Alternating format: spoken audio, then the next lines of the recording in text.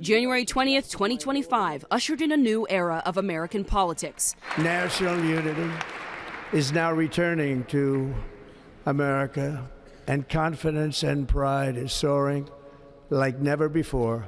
From day one of his second term, President Trump moved quickly to expand executive power, repeatedly defying court orders and slashing hundreds of thousands of federal jobs, all with the help of billionaire Elon Musk. We've got a $2 trillion deficit, and if we don't do something about this deficit, the country's going bankrupt. Those efforts inspired outrage, with grassroots events, both large and small, happening in communities around the country. These are anti-Trump protests this weekend. Upper left is Pocatello, Idaho, Tucker, Georgia, then Alton, Illinois, Concord, New Hampshire, Centennial, Colorado, Beaufort, South Carolina. And two organized No King's Day protests in June and October brought out millions of people, all as a show of force against the Trump administration. From city to city, town to town, crowds large and small echoing discontent with this current administration, its direction, and more specifically, the sitting president. There's a lot of emotion here as people feel that the window of time to fight back against authoritarianism, to send a message to the federal government, that it's closing. Consumers also found other ways to send a message. When Jimmy Kimmel was abruptly pulled from the air after threats from the FCC following comments he made about the Charlie Kirk assassination, Americans started canceling their subscriptions to Hulu and Disney Plus in droves, and the company's stock dropped by 2%.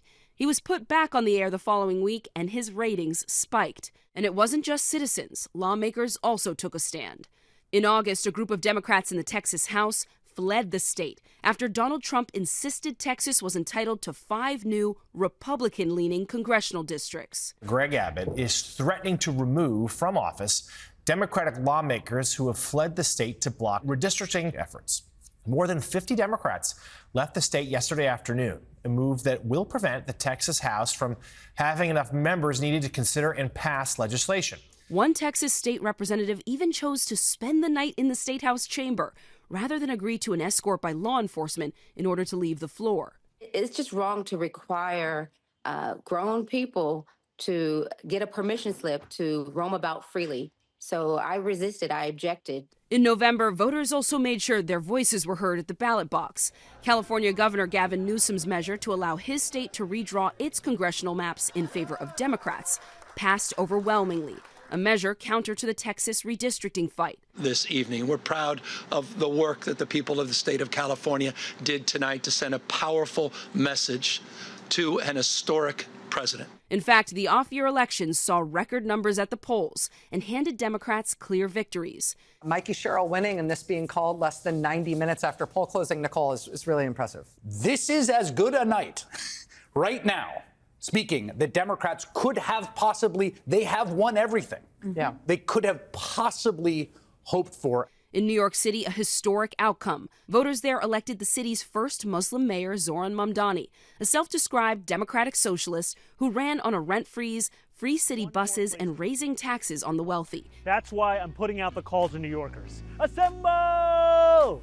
Taking down the Trump-backed former New York Governor Andrew Cuomo, who ran as an independent after losing the Democratic primary. New York, tonight you have delivered a mandate for change, a mandate for a new kind of politics. 2025, a year that proved that whether on the streets, in the courts, or in state houses around the country, when people put their voices into action, they can win.